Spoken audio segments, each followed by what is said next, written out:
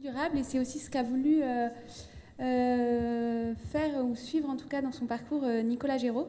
Donc il a d'abord travaillé pendant 3 ans au CEA de Grenoble au Leti, puis il a été expert référent innovation par les usages à l'ARDI, l'agence régionale des innovations, développement innovation, et enfin il est maintenant chercheur indépendant et il a créé les cafés Collabs de Grenoble.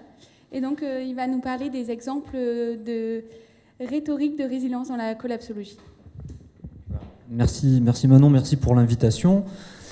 Alors il manque dans ta présentation que j'ai un peu enseigné la prospective et que j'ai été qualifié par un élu écolo d'ange de la mort. Donc c'est maintenant qu'on va parler de ça, puisque je vais vous parler de collapsologie. Alors je vous écoutais les uns les autres hier avec ce mot obus de collapsologie qui était des fois lâché par quelques personnes, pas sur scène, hein, mais dans l'auditoire. Et clairement, c'est difficile de se reconnaître collapsologue aujourd'hui. Donc merci pour l'invitation. Notre terrain de rencontre, c'est la question de la résilience.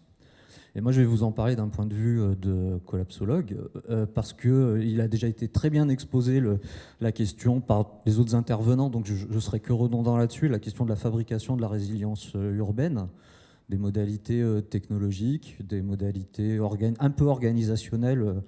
Merci, il vient de s'escaper. Merci pour la présentation précédente du point de vue de la ville de Paris. Les architectes, les urbanistes, je le sais un petit peu parce que quand je travaillais au CEA, c'était précisément sur des problématiques de maîtrise d'usage et de médiation urbaine. Je fabriquais à l'époque, ça s'appelait des interfaces de réalité mixte pour la médiation urbaine, donc des trucs qui consommaient à peu près une demi-tranche de centrale nucléaire pour faire de la médiation urbaine. C'était bien, on le faisait parce qu'on pouvait le faire. Puis aujourd'hui, je suis un petit peu passé à autre chose avec ces histoires de collapso. Alors, on va quand même purger ce mot obus. Collapsologie, à l'origine, c'est, pardon encore d'être peut-être encore un petit peu trop sur la sémantique, mais collapsologie, c'était une provocation de Pablo Servigne qui a inventé ce mot parce que il fallait à un moment donné parler de ce qu'on essaye de faire, c'est-à-dire essayer d'envisager ce qui pourrait faire que notre société thermo-industrielle elle puisse tousser, voire tousser très fort dans les années qui viennent, avec des grands ancêtres comme le rapport Meadows, comme ce que fait dans une certaine mesure Jean-Marc Jancovici.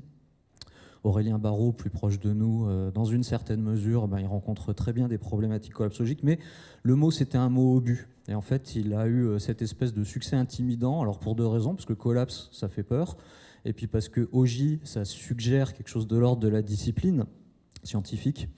Or, c'est ça et c'est pas ça. C'est ça parce que, clairement, ce qu'on essaye de faire en collapsologie, c'est avoir une pensée très rationnelle, en tout cas beaucoup plus rationnelle que ce que nos détracteurs essayent de nous imputer. Ça devient à la mode, hein, donc je pense que pendant les 6 mois à 1 an qui viennent, on va être à une espèce de plafond de verre de la diffusion de l'intention collapsologique, parce que maintenant on commence à faire relativement beaucoup de bruit, mais la même pudeur que vous aviez tous, beaucoup d'entre vous dans la salle en essayant de lâcher ce mot, elle va aller en s'éloignant dans les mois et les années qui viennent, parce que malheureusement j'ai assez peu de doutes sur le fait que l'actualité nous donne une certaine contemporanéité dans ce qu'on raconte. Puis aussi parce que si on est un petit peu précis sur ce que ça veut dire logos en grec, le logos c'était à l'origine, il n'y avait pas de conflit à l'origine entre le discours de raison et le mythe. Et un des autres reproches qu'on fait à la collapsologie, c'est de vouloir concilier différentes disciplines, dont des choses qui viennent vraiment des sciences dures et de la modélisation, et des choses qui viennent vraiment des sciences humaines, comme ce que fait par exemple IDES Lab et comme ce que font les gens du CEA ici, en faisant du design, de l'architecture, au service du développement de techno. Donc tout va bien. Et y a pas de, pour moi, c'est pas un gros mot. Ce suffixe logos derrière, il pose pas de problème. L'apport de la collapsologie aujourd'hui, c'est un renouvellement. Je pense que ça peut être un renouvellement de la pensée et des méthodes de prospective, entre autres, et j'ai pas trop de doutes là-dessus. Et après, le problème, c'est que quand on fait de la collapsologie, par définition, on essaye de raisonner systémique. Et raisonner systémique, ça va contre toute notre éducation, et en particulier notre éducation à la science. Depuis qu'on est petit, on apprend qu'on ne peut pas additionner des pommes et des poires. Quand on fait de la collapsologie, en fait, on essaye, quand on le fait bien, on essaye de dépasser le simple recensement d'alertes comme ça qui sont qui viennent des fois de quelqu'un qui fait de la finance, des fois de quelqu'un qui fait de la climato, des fois de quelqu'un qui s'occupe de ressources pétrolières. Donc en fait, on essaye de faire des enchaînements logiques et de mettre un indice de probabilité derrière ces enchaînements logiques pour dire notre société est à tel niveau de risque par rapport à un enchaînement logique. Je vous donne un exemple, celui qui me préoccupe personnellement beaucoup en ce moment, mais qui est difficile à évaluer, donc j'en parle encore au crayon de papier, c'est les communs négatifs. Communs négatifs, c'est quoi ? C'est réchauffement climatique égale moins de glaciers dans les Alpes, égale moins d'eau dans le Rhône, égale des centrales nucléaires qui sont plus difficiles à refroidir, en tout cas qui n'ont pas été prévues dans leur enchaînement le long du Rhône pour supporter la diminution du débit du Rhône. Et puis quand je dis ça, et donc ça veut dire, à minima, je ne spécule pas sur le risque, le sur-risque d'accident industriel, et je suis plutôt pro-nucléaire par ailleurs. Mais mon problème, c'est comment l'énergie nucléaire va être plus chère demain, voire va devenir intermittente demain. Et quand je dis ça, on me dit ouais, mais c'est pour quand ? Enfin, admettons, je comprends ton enchaînement, c'est pour quand ? Mais je dis mais en fait, la question c'est ça a déjà eu lieu quand ? C'est-à-dire que l'automne dernier, il y a eu des réacteurs qui ont été mis au ralenti parce que l'eau du Rhône était trop chaude. Voilà, faut le savoir. Donc des alertes comme ça et des réflexions systémiques. Et a priori, je pense que le réchauffement climatique ne devrait pas aller. Vous voyez le niveau d'audace auquel je suis ce matin. Le réchauffement climatique ne devrait pas aller en diminuant. Donc voilà, mon problème c'est ça. Et c'est de faire d'autres enchaînements. Alors j'ai beaucoup apprécié évidemment, mais je l'ai retrouvé. Je m'attendais à le retrouver dans toutes les presses. Les clés, les modalités de la fabrication de résilience qui viennent, alors je les ai vues pour la première fois formulées dans le réseau sans RC, je ne reviens pas dessus, ça a été largement abordé, mais fabriquer de la résilience, enfin fabriquer les modalités de la résilience, c'est essayer de mettre peut-être dans les cahiers des charges d'équipements urbains, dans des négociations partenariales entre des industriels et peut-être demain des technologues, en tout cas aujourd'hui des collectivités territoriales, ces aspirations, ces qualités. Et du coup, en fait, je pense qu'on les propose d'autant mieux que demain, ça fait aussi le succès de programmes de développement. C'est différent. Donc je ne reviens pas dessus. Je les avais déjà vus dans les présentations de Vinci. Ce que je voudrais vous dire pour fabriquer de la résilience, c'est que ces modalités, donc la redondance de certains systèmes, on a beaucoup parlé hier de la très, très bonne exposé de quelqu'un du CEA sur la question de la robustesse et en particulier de la robustesse des réseaux. Enfin, quand est-ce qu'un réseau est vulnérable ? En fait, la clé si je dois faire une synthèse de tout ça, personnellement, c'est qu'une des clés de fabrication de la résilience, c'est l'absence de sophistication inutile. Alors, ça, je le dis là avec des mots on va dire, des sciences de l'ingénieur. Il se trouve qu'il y a un anthropologue qui est très populaire dans les milieux collapsaux qui s'appelle Joseph Tenter qui a expliqué ça et qui dit, voilà, aujourd'hui, une société, plus elle est complexe, plus elle est fragile. Et en fait, préparer de la résilience, s'il faut le faire ou l'envisager, c'est essayer de limiter au maximum cette complexité. Alors, très immodestement, ça me permet de rajouter un mot-clé pour des technos demain ou des équipements ou des logiques individuelles de préparation de la résilience, qui est la rusticité. La rusticité, pas au sens péjoratif, au sens 1 du dictionnaire, mais donc la est rustique, ce qui manque d'élégance, ce qui est un peu vulgaire, paysan. C'est dans le dictionnaire, pardon, c'est pas du tout le fond de ce que je pense, mais est rustique, au sens 2, ce qui a été rendu simple dans sa conception. Donc c'est quand on a évité Alors qu'est-ce que ça veut dire, par exemple, pour un ergonome, un système rustique ? Ça veut dire un système qui sera facile à maintenir pour des gens qui n'ont a priori pas été formés à ça. Et ça, pour le coup, je pense que ça vaut le coup d'être remobilisé. D'autant que, alors, clin d'œil appuyé à Alexandre Boisson qui était là hier, d'autant que pour fabriquer de la rusticité, pour le coup, on a en France une des meilleures traditions de rusticité avec la Légion étrangère, qui est une vraie école de rusticité, de pensée rustique, dans la façon dont elle organise sa chaîne de commandement, dans la façon dont elle s'équipe. Je pense, un des plus... C'est pas parce que c'est en France, mais c'est, il me semble, un des plus beaux exemples de rusticité que je connaisse. Alors, ça y est, c'est fini, ok, maintenant ce que je voudrais vous expliquer aujourd'hui, c'est on est tous d'accord pour dire que résilience, c'est un mot intéressant à l'avenir, pour des raisons de stratégie commerciale quand on est industriel, pour des raisons de pensée programmatique quand on est technologue, pour des raisons humanistes quand on est humaniste, très bien. Je vais repartir un cran en arrière et puis je voudrais vous aider demain à parler de résilience, chacun si vous le souhaitez, à parler de résilience dans vos entités respectives. Pourquoi je vous dis ça? C'est parce qu'on oublie collapsologie. Collapsologie, ça passe pas. Enfin, ça passe pas. Ça passe difficilement aujourd'hui. Donc ça, c'est un mot qu'il faut éviter. En revanche, résilience, c'est hype. La preuve, on est tous là pour en parler. Il y a des autres mots qui sont, il y a des autres mots qui ont de l'actualité. Je peux vous en donner 2-3. Il y a tipping point, voilà, les points de bascule. Si vous voulez demain stimuler l'imaginaire et la réflexion de gens qui font de la programmation et du management de l'innovation, réfléchissez en termes de, dans votre système, où sont les tipping points? Quand est-ce que notre système va basculer dans quelque chose de différent?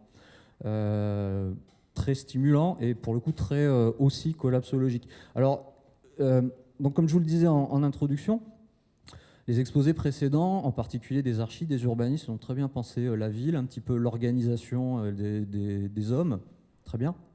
Et il y a une échelle, alors c'est le... Voilà, on ne peut pas tout couvrir le temps d'un colloque, mais il y a une échelle qu'on a un petit peu moins couverte et que je voudrais aborder à nouveau, c'est la question de la résilience à l'échelle individuelle et de l'échelle psychique. Et pour ça, je voudrais vous proposer d'abord un petit extrait, un petit teaser de la série Next, qui est un endroit où on réfléchit à ce que c'est la résilience. C'est parce qu'on plonge dans nos ombres, dans les sentiments, les émotions qu'on dit négatives dans notre société, hein, la peur, la tristesse, la colère, tout ça c'est mal vu. Mais c'est en plongeant là-dedans qu'on peut arriver à déclencher quelque chose d'une spirale très positive. Et finalement, là on se heurte frontalement à une pensée de l'écologie aujourd'hui qui veut qu'il faut... Non, t'arrêtes avec tes trucs négatifs là, tes catastrophes, on ne veut plus en entendre parler. Nous, on veut que du positif. Tu nous parles que du positif parce que sinon ça va plus, on va démobiliser. En fait, c'est pas du tout vrai. Ça peut être vrai dans certains cas, mais nous, notre expérience, c'est que c'est en regardant en face les catastrophes, en disant la vérité, en plongeant dans les ombres, en allant toucher la part la plus sombre, le désespoir, le fond du fond en chacun de nous, c'est que là qu'on peut rebondir vraiment et vraiment enclencher une spirale positive. Quelque chose de vrai, d'ancré, de puissant et de reconnexion en fait avec soi-même. Et c'est ce paradoxe qu'il faut arriver à, pas seulement expliquer, mais à faire partager.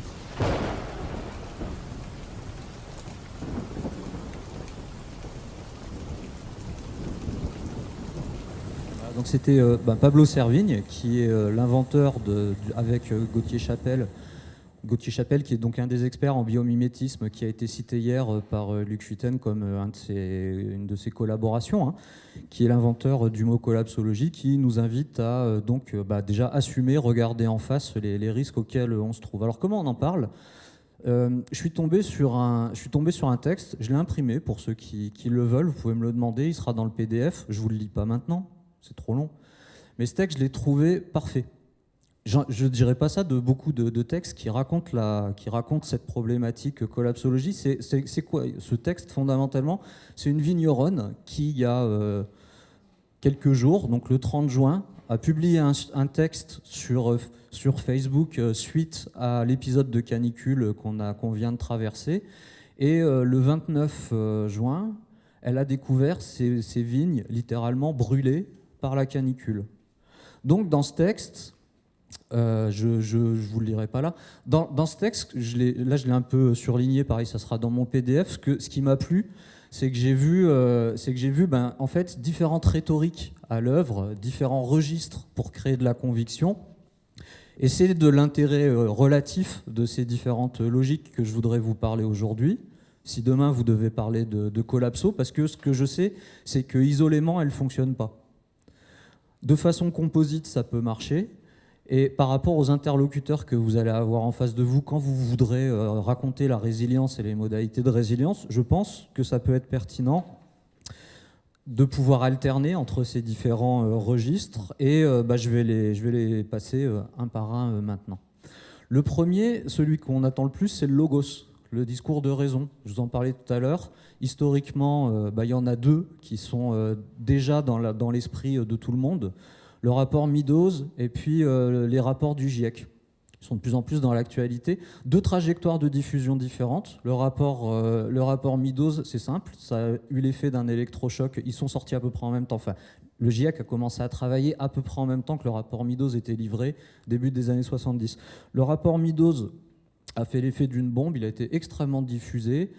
L'administration Carter s'en est saisie pour programmer une partie de la politique américaine à la fin des années 70. Et je dis ça sans considération partisane, l'administration Reagan a méthodiquement détricoté ce que l'administration Carter avait essayé de faire, notamment sur la promotion de la filière photovoltaïque aux États-Unis. Toute ressemblance avec une administration américaine récente étant bien entendu fortuite. Donc voilà, et aujourd'hui, je ne dirais pas qu'il est oublié, parce que, encore une fois, malheureusement, la collapsologie a une certaine actualité, elle en aura de plus en plus, mais le rapport Meadows, finalement, n'est pas assumé en tant que tel, et en tant que ce qu'il dit, c'est que, et ça a été vérifié, premier effort de modélisation à MIT dans les années 70, on regarde quand est-ce que les ressources commencent à s'épuiser de façon critique. On voit que la population commencerait on appuie sur le bouton, on fait une modélisation, modèle World 3, on appuie sur le bouton, on voit que la population mondiale commencerait à décliner à partir de 2030, et puis après on fait 11 autres scénarios pour essayer de tricher avec le modèle, et on se rend compte que même en trichant, on n'y arrive toujours pas. C'est ça ce que raconte le rapport Meadows. Entre parenthèses, j'enseigne la prospective depuis quelques années. Je n'ai pas connaissance d'un autre rapport qui résiste à 40 ans de prévision. Et même si, encore une fois, modélisation et prévision, normalement, ce n'est pas tout à fait la même chose, il y aurait une nuance. La stratégie rhétorique du GIEC, c'est un peu l'inverse. On commence à travailler, puis on est très, très, très, très, très prudent au début dans ce qu'on annonce, sachant que la climatologie en tant que discipline n'existe pas. Entre parenthèses, le gros angle mort du rapport Meadows, c'est le climat. Hein. Ils modélisent tout sauf le climat. Donc, quand on va faire la somme des pommes et des poires, ça pourrait être un peu rock'n'roll. Et donc, stratégie rhétorique inverse, on y va très, très, très progressivement. Il y a encore un an, on parlait de l'objectif 1,5 degré. C'est un objectif politique derrière les accords de Paris. C'est un objectif politique. Pourquoi ? Parce que les petits pays du Pacifique Sud voulaient que soit enregistré quelque part une espèce d'enregistrement d'antériorité, d'antécédence, qui disent que, c'est Gaël Giraud, qui est le chef économiste de l'AFD, qui explique ça bien, parce qu'en fait, ils voulaient que le jour où ils auront trop les pieds dans l'eau, ils puissent se retourner sur la base de cet enregistrement d'un engagement de la communauté internationale à ne pas dépasser 1,5 degré pour dire on a dépassé 1,5 degré, vous êtes obligés de nous accueillir. Quand je suis né, en 1975, il n'y avait pas de migrants climatiques. Depuis 5-6 ans, dans le monde, quand le monde fabrique des réfugiés, il y a plus de réfugiés, strictement réfugiés climatiques, que de réfugiés liés à des conflits armés. A priori, ça devrait aller en s'amplifiant. CF, là aussi, ce que disaient les gens de la ville de Paris tout à l'heure. Donc en fait, cette rhétorique, et pareil, aujourd'hui, qui c'est qui la porte le mieux ? C'est par exemple Jean-Marc Jancovici. Donc il a, pour le coup, dans les cercles du CEA, il y a beaucoup de gens qui écoutent religieusement Jean-Marc Jancovici. C'est très argumenté, carbone fort, machin, impeccable. Mais ça ne convainc pas. Ça ne suffit pas. Enfin, le fait est que la rhétorique scientifique dure ne suffit pas à convaincre, à créer de l'adhésion autour des problèmes et de l'urgence qu'il y a à fabriquer de la résilience. Alors, la rhétorique suivante qui est mobilisée par le texte que je vous ai amené, c'est presque l'inverse, la psyché, l'âme. Qu'est-ce qui se passe quand on essaye de faire vibrer quelque chose de sensible chez la personne qu'on a en face de lui ? Nous, dans les cafés collapse, on se voit un peu plus d'une fois par mois. On en a fait presque une running joke. On a le Pablo du mois. Le Pablo du mois, c'est le prix de la mauvaise nouvelle la plus intimidante à laquelle on est confronté. Alors je vous en donne une, c'est une anecdote, mais peut-être que ça pourra faire vibrer vos interlocuteurs. Suite à l'incendie de la charpente de Notre-Dame, en fait, on s'est rendu compte qu'on n'avait plus en France de forêt primaire suffisante pour avoir des chaînes d'un diamètre suffisant pour reconstruire la charpente à l'identique. Il y a des gens qui peuvent trouver ça vertigineux, j'en fais partie. Une autre façon un peu plus brutale de vous proposer cette rhétorique qui fait vibrer une corde sensible, le temps de mon talk, là, 20 minutes, il y aura une espèce vivante, animale ou végétale, je ne sais pas, qui aura disparu de la surface de la planète. C'est la notion d'anthropocène qui maintenant est à peu près validée. Alors, c'est pas mal, ça a une limite cette rhétorique, enfin c'est pas mal. En termes d'efficacité rhétorique, ça pourrait être bien, ça a quand même une limite, c'est que ça ouvre vers la solastalgie. La solastalgie, c'est quoi? C'est la détresse existentielle, une nouvelle pathologie psychologique, une nouvelle souffrance psychologique qui est liée à l'accumulation de ces constats. J'insiste pas là-dessus, mais voilà, tout ça pour vous dire, n'en abusez pas parce que derrière, ça peut être assez vertigineux et l'accumulation de faits et de faits sensibles, ça peut désarçonner et mettre dans le déni, en réaction, votre interlocuteur.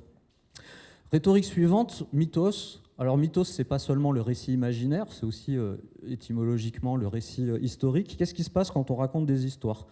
Là, on a beaucoup de gens qui disent pour convaincre de fabriquer de la résilience, il faut que j'ai des nouveaux récits. Et si je suis que sur les imaginaires qui sont impactés aujourd'hui par donc les designers, tout ça, enfin, si je suis que sur les imaginaires qui sont aujourd'hui touchés par la collapsologie, je ne vais pas y arriver. Ces imaginaires conventionnels, c'est en gros Mad Max et Walking Dead, ça ne marche pas. Donc, aspiration à de nouveaux récits. Canal+ va sortir une série là, ces jours-ci qui s'appelle Effondrement, qui va vous raconter ce qui va se passer le jour où il n'y a plus d'essence à la pompe, ou le jour où on va se battre pour la dernière boîte de lentilles dans les supermarchés. On verra. Je trouve que la série est pas. Enfin, personnellement, j'ai vu les pilotes, je suis un petit peu réservé, mais passons. Et dans les bons récits, si vous voulez des choses qui me semblent plus qualitatives, il y a notamment le roman Dans la forêt de Jean Anglade.